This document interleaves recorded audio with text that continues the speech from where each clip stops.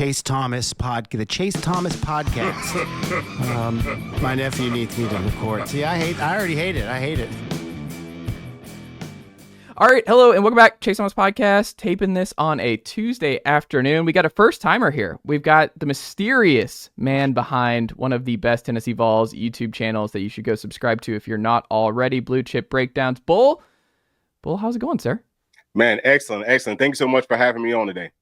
Thank you for being here. You got the Tennessee background.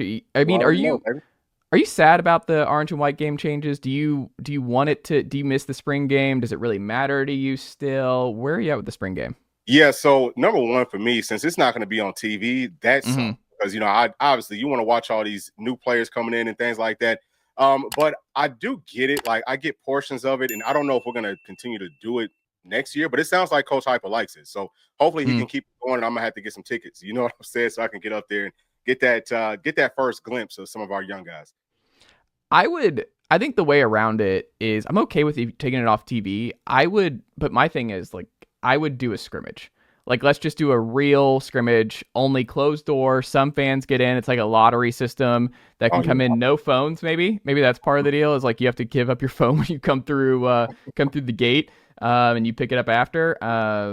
I don't know. That would be really cool because I think I love the scrimmage post game, talking to people and being like, hey, who showed out, who didn't, who like that would be beneficial. I think for the spring window is like you have a real scrimmage, just see where the freshmen are at, the new transfers. Do you need to go in the portal based on what you saw on the scrimmage? Like let them go hard one day, and it's closed to the media, closed to fans and stuff except for a select few, and kind of do what you do in August, because that's a great time, like seeing glimpses of who showed out and who didn't.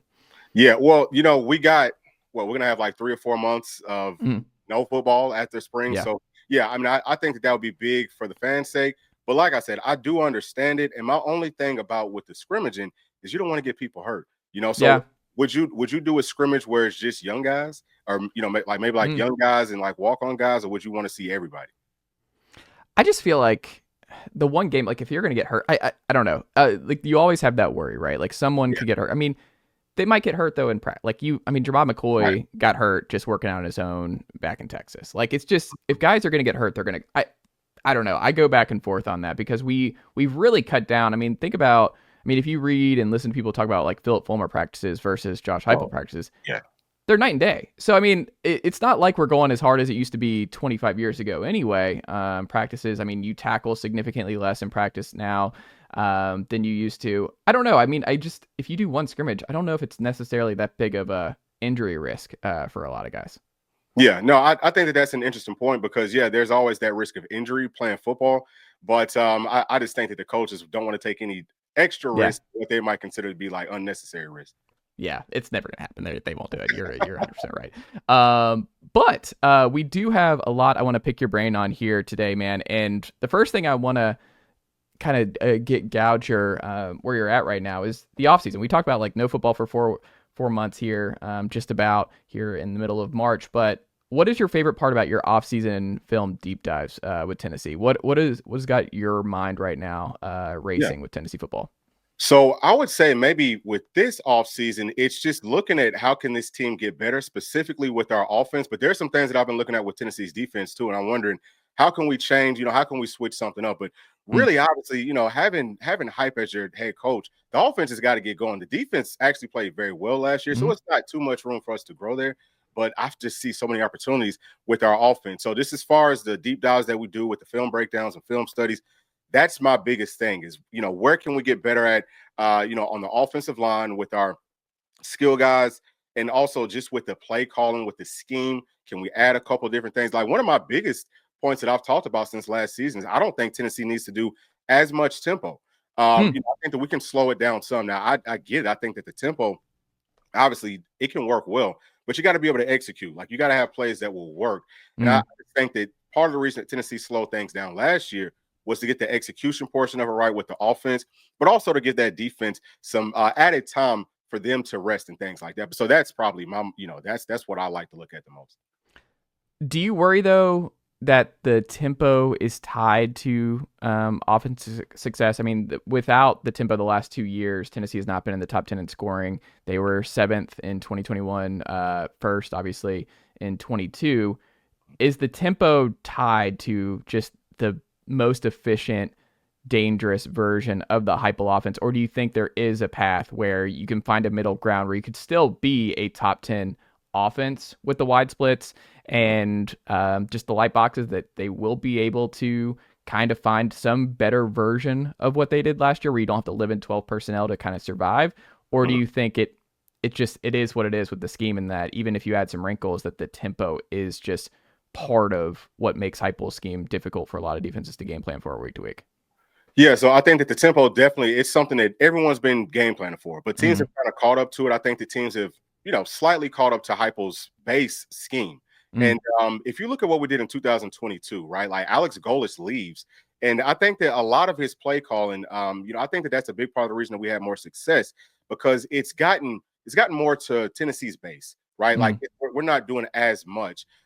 So that's why I think that just maybe adding some more wrinkles to the offensive scheme, that would benefit us more than just the tempo, because the tempo portion of it, to me, it's kind of gimmicky, and you would run more of a tempo if your talent level isn't as good as the other teams. Now, Tennessee's, I mean, we got a whole lot of talent. So that's just how I look at it. But obviously, I mean, you still want to run some tempo, but I want for us to be able to say, hey, look, we're going to run tempo now, then we're going to slow it down. I think that we have to be able to do both. I kind of wonder, what did you see in terms of, because I think part of what I think Heupel deserves credit for last year is that he saw in the Oklahoma game that the offensive line was not going to get fixed in SEC play. Like, I think injuries were part of it. Lance Hurd doesn't play, and that was kind of a surprise that week that he didn't end up playing.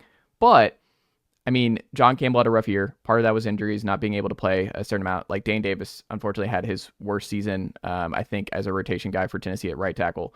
You had a young quarterback who is still learning to go through his progression, still learning on the fly, and you don't want to wreck his confidence just getting hit too much early on.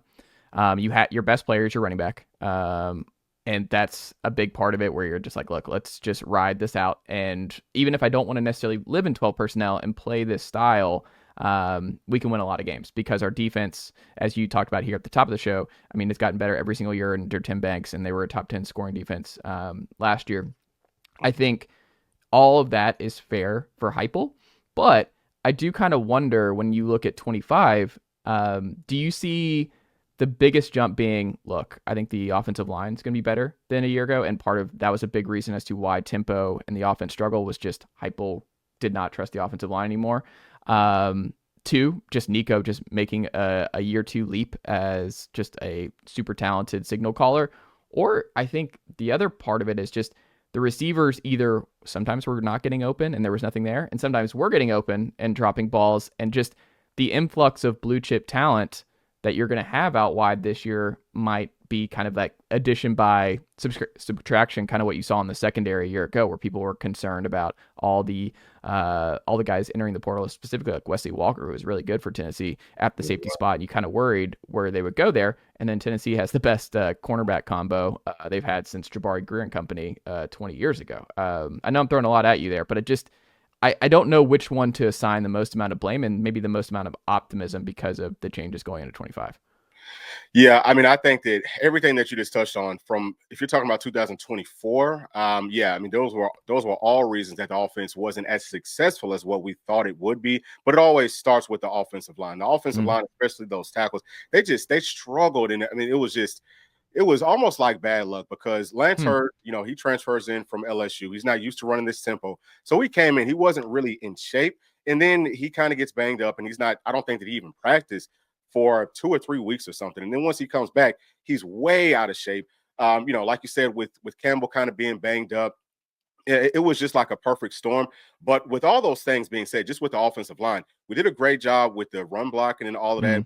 Dylan Sampson, everyone did a really nice job there, but we still were a playoff team, even with, several wide receiver drops. Part of the reason I think that those guys weren't getting open is because people are sitting on our routes. So that's back to my first point, is that we got to open some things up. And, I think that Nico didn't really I don't think that they let him kind of like play loose until maybe midway through the season. It felt like once he went out in that Alabama game, came back, it just felt like he was a totally different player. So it's a combination of all of those things. But I have optimism. I have optimism for maybe all of those things too. And in 2025, the offensive line should be way better. Lance Hurd should come into this season in shape. Haven't seen him so far in spring practice, but he's going to be in shape. I think that Larry Johnson played well in his spurt. Is he going to win out at right tackle, or is it David Sanders, who also looks really good? I think that our tackle room is just significantly more talented this year than it was in 2024. So, obviously adding, transfer guards, Wendell Moy, Pendleton, those guys are going to do really good. We have questions about the center, but not for me. It's not about, are we going to have a talented enough center? It's just about who's going to be that center. It's because we have so many options. So the offensive line should take a huge step forward, which opens up everything. The running game is always going to be there. I mean, Heupel's rushing offense, I think since he's been here, it's been at least top 3 in the SEC, if not number 1 every single year. So that's fine. But where I am concerned at is with our wide receivers. I love the guys inside of that room. I think that they're very talented. But my question, or I guess my concern, is with that depth. I think that we're going to have to go add a guy from that portal. And then there's a whole lot of youth. The oldest guy is going to be Brazel.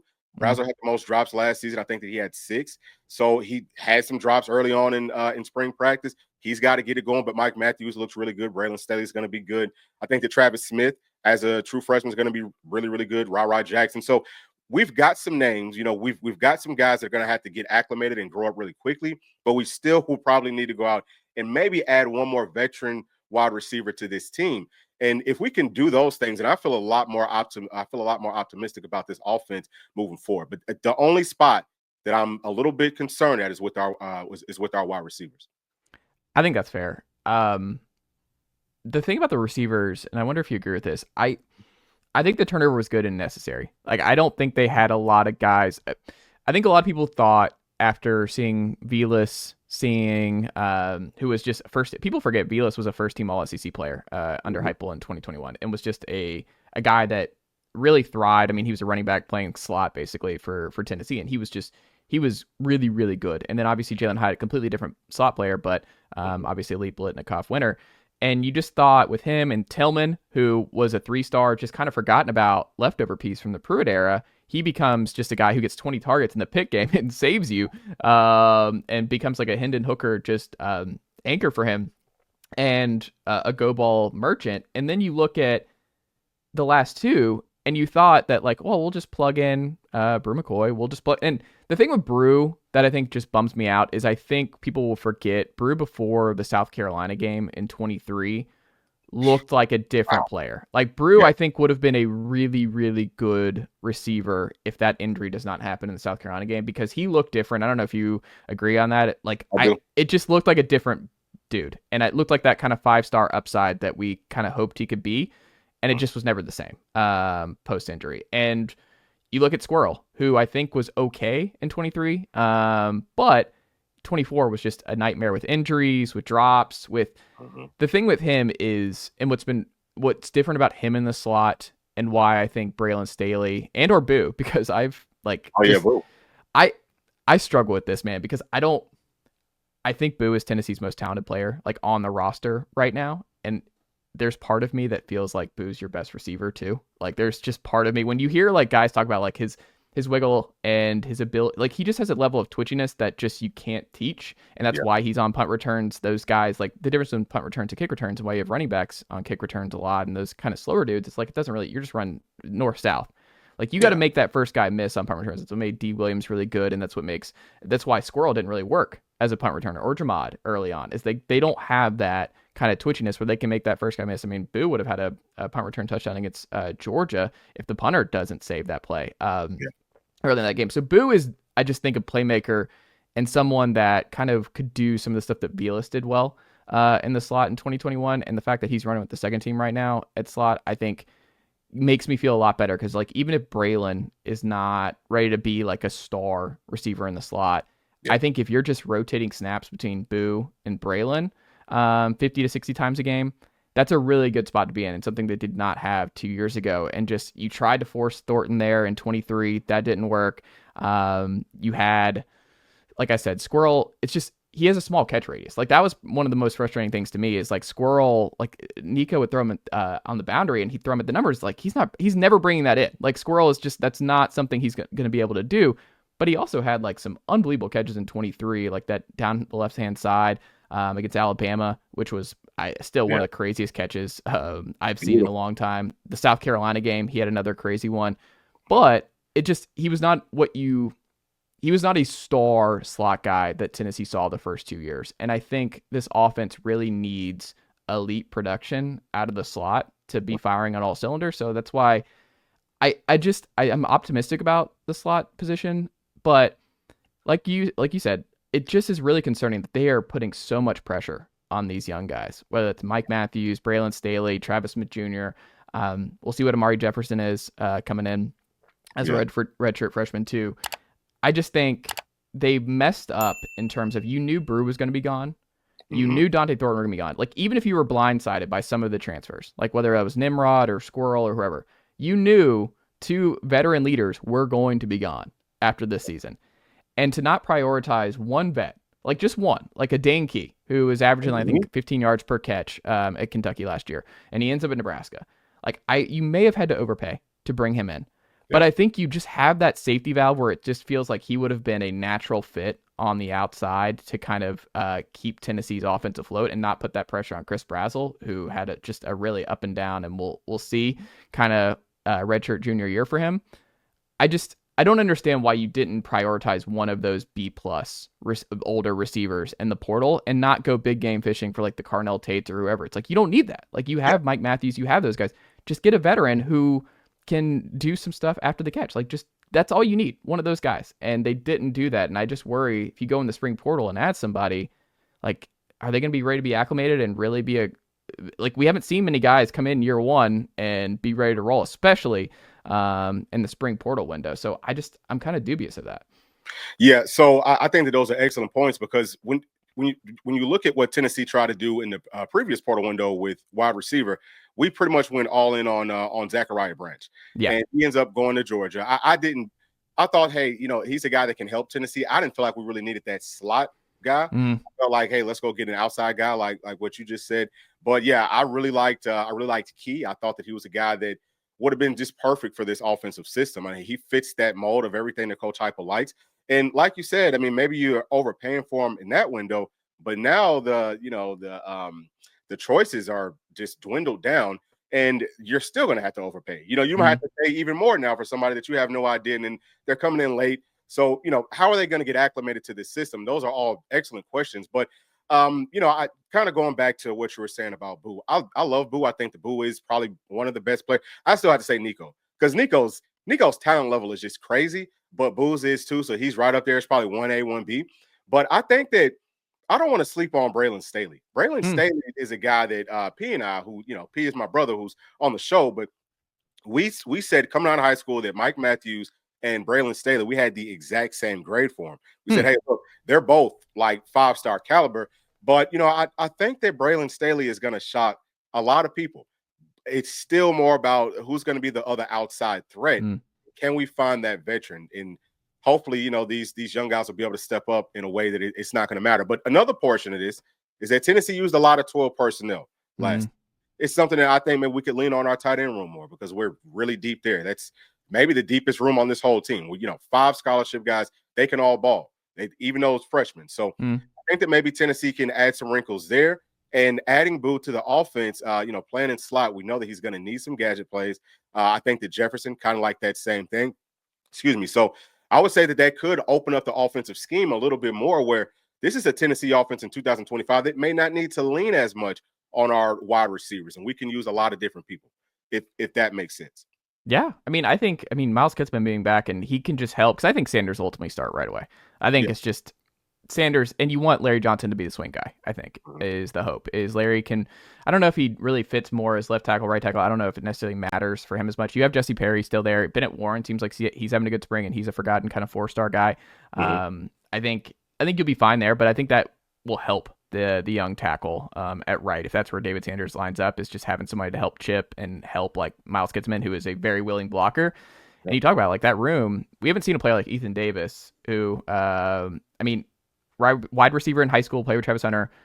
I just didn't really understand. There was one guy I would have had circled that I'm surprised is back for year 3 in the system based on what we've seen the first 2 years, and really how Tennessee's used tight ends the first 2 years for him.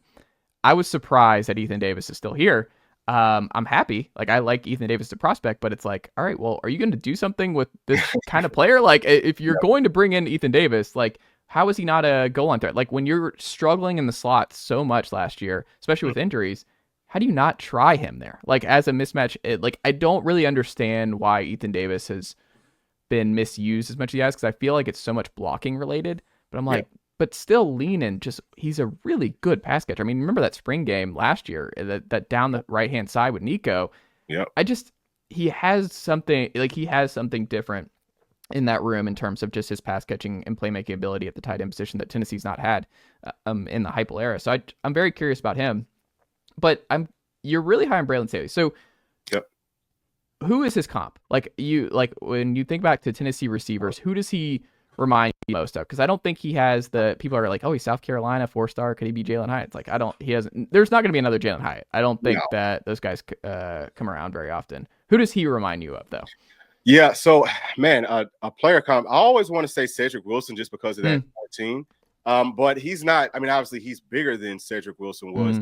But I think that he can add some of those things, right? Like we would use Cedric Wilson on some screens sometimes, but I also think that Braylon Staley, he's about 6 feet tall, 190 pounds. He's a guy that can go vertical for you. So it's hard for me to draw a real comp that I can just think of like on the spot. But I would say that he's the type of player that inside of the slot can run the entire route tree. You can also line him up outside just because of his size.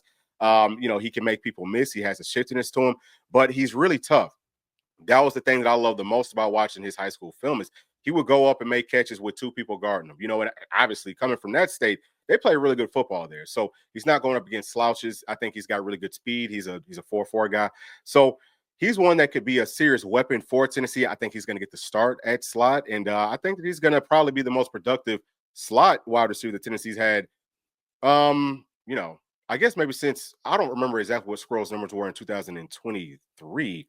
But, I mean, you might have to go back to a Jalen Hyatt. I don't think he's going to put up those type of numbers, but I think he's going to have a really, really big year. Do you have any games the slot receiver at Tennessee had over 100 yards receiving last year? 0. 0. Yeah, it's crazy. The numbers are wild. Like, you can look at every Tennessee game where it's like, did Dante Thornton have a touchdown? It's like, okay, Tennessee probably lost that game. Or Tennessee really, really struggled in that game. It's just they lived and died with Dante, where the numbers, I mean, he had like 2 catches for 50 yards and there were 3 losses. No catches against Georgia. He was just, I mean, he saves you against Vanderbilt. Like, I kind of shudder to think what this offense would have looked like without Dante Thornton last year, and where they get to if they're a CFP team, even without him. Who do you think is, Boo Carter was the lone freshman who started for Tennessee last year. Who do you think is the most likely freshman from the 25 class who could start and or get a significant number of snaps as a true freshman? Who do you like in that mix? Yeah, so excuse me. First, I would definitely have to go to Travis Smith. We're just talking about wide receivers, and this is something that I was thinking about yesterday. Can I see a world where potentially Travis Smith ends up actually starting over Chris Brazzell? I can see, just based off of the way that Brazzell started things off, he would be my number 1 guy because you're listening to his confidence. I've seen him play. He's a big guy. He's a dog. He's fast. He's faster than you might think. He's a very smooth, fluid route runner, catches with his hands well. And he would be my number 1 guy that I think would maybe be able to start. And do you want me to give you like a top 3? Yeah, and I'll just say on the Travis Smith, Westlake kid, he's someone who Tennessee has not had in the boundary. Like, he is huge, and it's putting a lot on a true freshman, but he was highly productive in a really competitive region and classification in Georgia at Westlake. It's a great program, and I think the pedigree with Travis, and he seems like his interviews yesterday with media, there's an aura with him, or there's a confidence where I don't think he's going to be fazed by getting a lot thrown at him as a true freshman, but he has that kind of Cedric Tillman build where he's not going to scare opposing defenses, I think, with his speed. I don't think he is an elite speedster on the outside, but I think he is someone that Tennessee has sorely missed on the perimeter with his kind of frame and his kind of his length. I'm excited about Travis Smith. Like, do you see kind of that upside of Cedric Tillman in this offense for Travis? Yeah, I think that's a good comp. I think he's going to be better than that. I think he's faster than he might look, but he is that guy that's going to make those tough catches that Nico needs. Like, you need somebody that, hey, it's tight coverage. It's a playoff game. It's 3rd and 8. We know that Travis Smith is, they're probably sitting on that route, but who's going to be that dog to go make that catch? And that's definitely Travis Smith. And I think that the other guys, I think that Mike Matthews, I think that Braylon Staley, I think that they're very similar just as far as that part of it goes. But yeah, I think he's going to be outstanding. We might not see that in his first season, but second year, sophomore year, junior year, yeah, he's going to be one of the best, I think, wide receivers in the entire country. I'm very high on Travis Smith for sure. I love that. So who is the list you had behind Travis? So I would say that obviously David Sanders. Okay, sounds like he is going to start because, he said that they've got him only playing at right tackle, and Larry Johnson, you had brought this up earlier. He only played left last season. So if and also Jesse Perry, we've seen him playing at guard some. So he would have been maybe like the other option. It just feels like they're all in on David Sanders starting at right tackle. So I would definitely say him. And then as far as getting a significant amount of playing time, dang, man, I kind of want to go with those freshman running backs. I think that Morris and also Baker, I can see them getting a good amount of playing time. But we haven't rotated in that many running backs. But one of them, whoever ends up being higher on that depth chart is going to play, I think, pretty solid reps. Let me see about defense. Man, I think that Campbell, I think he's going to play a lot. I think Christian Gass is going to see the field. Who else? I would say, some of those freshman linebackers, Jaden Harmon. I think that the other Jaden, he's probably going to get to play. And maybe some of those freshman cornerbacks, especially at star. So I think that Trey Poteet, Dylan Lewis, they're going to see the field. And I also think that Tyler Revin's going to see it, a pretty solid number. I like that. And you mentioned the linebackers. I mean, final 2 things here for you. I'm really high in the linebackers. Yeah. I think this is the most talented linebacker room William Inge and Tennessee has had in the 4 years of Heupel. Like, they haven't had, like, we saw glimpses of what it looks like with Tennessee with 2 really good linebackers with Peely and Carter last year early on. And you never got to see it over the long haul of like what this defense would have looked like with Keenan Peely as just kind of that leader, that veteran leader, and just a solid player, and helped Arian Carter a lot and take a lot of stress off Arian. Arian's super talented kid, going into his 3rd year, leader of the defense. But I think with this group, the amount of competition, the way that William Inge rotates at linebacker, and Brian John Marie did a great job before him in this, that like whether it's Jaden Harmon, 4-star kid, Jalen Perlotti from Buford, I think he was 4 or 3-star depending on who you looked at, but Jordan Burns, kind of a forgotten 4-star kid from Pace a year ago. He's going to be in the mix, and I'm just all in on Edwin Spillman. I think Edwin Spillman would have played a bunch last year if he didn't deal with the wrist injury, and he was even back with the wrist brace. Like, that dude is physical. He is someone who is not afraid to hit. He is, I think, going to be someone that really settles into that Keenan Peely role. And I just, like, you might see Jeremiah Thielander start early on next to Arian, but I think it's going to be very hard to keep Edwin Spillman if he can stay healthy off the field. But if your rotation is just Carter, Thielander, Spillman, Burns, and one of the freshmen, that's a linebacker. That's a Georgia-esque linebacker rotation where Tennessee has not had that in a long time. That's been their Achilles heel. Like, Carson Beck was just picking them apart over the middle of the field last year when he's not getting touched. Like, Ohio State's, no one's getting home. Tennessee having the middle of the field on lock with super talented linebackers that they have not had to this point, I think is a sneaky, huge wrinkle for Tim Banks in this defense, because I think that's the final thing they've lacked. Is that fair? Oh, for sure. I think that linebacker room is extremely talented. Like, I mean, you just named off all those guys, and Tennessee is in a spot where it's like, who's going to start? And I've said that I feel like it's probably going to be based off of the personnel groupings, right? So I think that we could have a starting 2 or 3 for our base, Whether we're in a 4-3 or whether we're in that 3-4, I think that we could have a different group if we're playing nickel. If it's a team that likes to run certain routes, hey, throw this guy out there. And then also dime. I just think that we could do so many different things because we have really good athletes now playing at that spot. And yeah, we're just loaded. All those guys want to hit, run fast, hit hard, like Coach Inge always says. But yeah, I love that group. And I think that the defense will take a step forward in 2025 just based off of the depth at that spot. Yeah, and I think Gas is Leo, right? Like, it just feels like that's where he's going to start, right? Not necessarily at the linebacker. He feels more like a hybrid. I don't know where he ultimately lines up, but it feels like because that linebacker room's kind of crowded, there's more of an opportunity for him at Leo, right? Gas? Yeah, Christian Gas. Mm-hmm. Oh, Christian Gas, yeah. I could see him really playing either one. But yeah, I think that he's starting off playing at Leo. He's going to have to gain a significant amount of weight before he can really play at Leo. So that's my only thing is I feel like they want to get him on the field. He's listed at 215 right now. Got to get up to at least like 240. But I think that he could probably play linebacker for us this year at about 230. Like a middle, like a Mike or like a Will. He could do that at about 230. And we will see. I think he's going to get cross-trained at both spots, but I think it's pretty fair to say that Leo might be where he ends up at ultimately, for sure. Final thing here. It's something that Tennessee fans are most curious about because I think no matter what, this is it for Nico, right? Like, he has a great year and he's off to the NFL draft as a first-round guy, or there's still some just...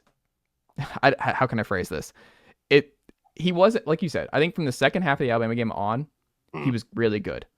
Part of that, though, I think was something that was unlocked that we had not seen since the Iowa game, which was he started running the football. He started just taking off, lowering his shoulder. My gut is I don't think Heupel's offense works without a quarterback who is a willing runner. Like, I think you just have to be so quick to make those reads. Hendon Hooker was elite for so many different reasons.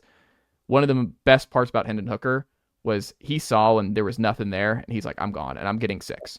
And that was huge and put so much stress on opposing defenses. And part of it's like he's 24. Like, Hendon Hooker had a lot of snaps, and Nico was 19 last year. But I look at Nico, and I think he's going to take care of the football. I think he's not going to be someone like the fumbling stuff got cleaned up by the end of the year. I think he's going to have a better offensive line, which should help his confidence. The run game being what it is, always averaging basically 5 yards a carry for all 4 years under Heupel. That should always be a help. But I don't know if he's going to get to where Tennessee fans will ever be happy with what he is. Part of me still kind of wonders if he's not the best fit for this scheme based on what his skill set is, where he feels more Justin Herbert than kind of what you need out of that position. But I don't know. Like, you watch so much more film than me. What do you see? Do you think he's ultimately going to find that next level and be that kind of Heisman guy in 25? Or do you think it is just kind of, he's not what people thought he was going to be as like a generational prospect, but he can still be an A- player for Tennessee and get them to where they ultimately need to go? Yeah, so I would say that that's 100% on where Nico's headspace is. And since this is a send-off season for him, like we just talked about, he's about to go on to the NFL. He understands that. What I've noticed with him, I've noticed it with Ricky Gibson. I've noticed it with Mike, with Mike Matthews. They just look like, and this is kind of like cliche, I think that it's an overused term, but they are practicing like pros. And now I know that Mike's going to be back for one more season, but he's on that level of, I'm taking this stuff very, very serious. And I don't know how to, I guess, quantify it, but it's just basically like, like they don't have any feelings. It's just like, this is what we're here to do. And it's just like cold. So I think that with that being said, Nico does have all the talent. He made so many throws. Like if you think back to the Arkansas game when, we were losing, I think it was our last drive. It might have been like a 3rd and long or a 4th and long or whatever. Pressure's coming from Nico's left side. He rolls out. He throws that laser. It's like a 50 or 60-yard laser to Dante Thornton. Yeah. It's things like that he can do. He laces, so many different passes, and he does have good speed. Like you said. The Alabama game last year, too, where down the right-hand side. The Alabama game to Thornton. Where he rolls out. That one was maybe his second best ball of the year. Yeah, so, I'm saying all those things just to say that his talent level is definitely generational. Like, you watch how the ball comes out of his hand and all that type of stuff. With his size, yeah, I mean, he can do it. It's just going to be up to him to kind of start this season off the way that he ended it last year with that mindset of, hey, I don't care. If I got to put this team on my back, I'll do it. If Nico does that, he's probably going to end up winning that Heisman Trophy, I think. Well, I think what should help too is that I wonder if, like, I gave some truth serum to Heupel and be like, how much of you limiting Nico not running early was because you had a walk-on and Gaston Moore behind him, and you had a true freshman 4-star as your only other scholarship quarterback? Like, how much of it was just you have to protect Nico because you're like, it's a long season and we have to keep him upright for the full SEC schedule. Now you've got 2 scholarship quarterbacks behind him. You got Faison Brandon coming in next year, who I think seems like a more idealistic fit for what Heupel's trying to do. Like, I'm extremely excited about Faison Brandon. Like, I think Faison's gonna be awesome. Like, I just, out of all the, like, to me, he's the most talented. Like, he seems like a better fit. We'll see. Like, he's not even on campus yet, but we'll see if he's a better fit ultimately than Nico. But I think Nico just has to run. I think Nico has to throw guys open. I think he has to do, like, he can't be afraid to throw over the middle field. He can't, because, I mean, you saw in 23 where middle of the field was just taken away, where it's like, we can't do this anymore, and we're just going side to side and run up, and that can't happen. And last year, you have to scare opposing defenses. Like, you just have to put a lot more stress than what we were doing, where I don't know. I think he can get there, but I think you have to see a combination of what made him so good against Iowa on the ground and also through the air in spurts, like Arkansas or Alabama or honestly Kentucky. Kentucky's like the one that I think people need to go back and watch, where he had basically 4 touchdowns in that game and 400 yards through the air. One Chaz drop, and I think the other one was Brazel, that both would have been for 6. And that's kind of lost forever. But I'm like, Nico was really good in the Kentucky game. I think he can get there, but I don't know if I'm not a gambling guy, and I don't know if he's ultimately going to get there. But you think, what's your gut? What's your gut read? That he is a Heisman finalist this year or no? Oh, yeah. I mean, I feel very confident with that because, like you just pointed out, think about how many people we had running wide open that either Nico missed or they just dropped it. That's a lot of, and what he threw for 2,500 yards or something like that last year. I mean, he could have easily had 3,300 as a redshirt freshman. Yeah. Now he looks like he feels a lot more confident and comfortable, which he should. So, third year inside of Heupel's system. Yeah, I think that he's about the ball. That's exactly what he's talking about. Run the football, throw the football, just go ball. I think that all that's going to happen. Nico's going to be a lot more accurate down the field. Now, can the wide receiver step up and make those catches? That's yet to be seen. He's going to need some help to get there. But as far as the way that he plays, I think that, he's going to play on that level for sure. No more training wheels. This year has to be the, like, all gas, no brakes with Nico. It's just, you got to leave everything out there and just operate like this is it for the Nico era in Tennessee, and then see what happens. Live with the results. That's it. 100%. Sir, what can the good folks check out from you over on Bluechip Breakdown on YouTube this week? So we're going to be covering spring practice, obviously, all week. We've got our pro day today, so I'm about to get inside of the lab and see what all's going on there, but we will be bringing a video out at some point tonight. We might be going live. And obviously, we got March Madness. We got baseball. So we're covering all sports. And this is a very critical time for us to sit down and, talk about all this stuff. So hopefully everyone will join us. I love it. Go subscribe and join Bluechip Breakdown if you're not already. It's one of my favorite Tennessee YouTube channels. And Bull, you've been an awesome guest here today, and I appreciate you making the time. So go subscribe and support some awesome work over there on the Bluechip Breakdown channel as well. Thank you so much, and we'll have to do this again soon. Yes, sir. Thank you. Nicely done, nephew. The Chase Thomas Podcast. Hell yeah.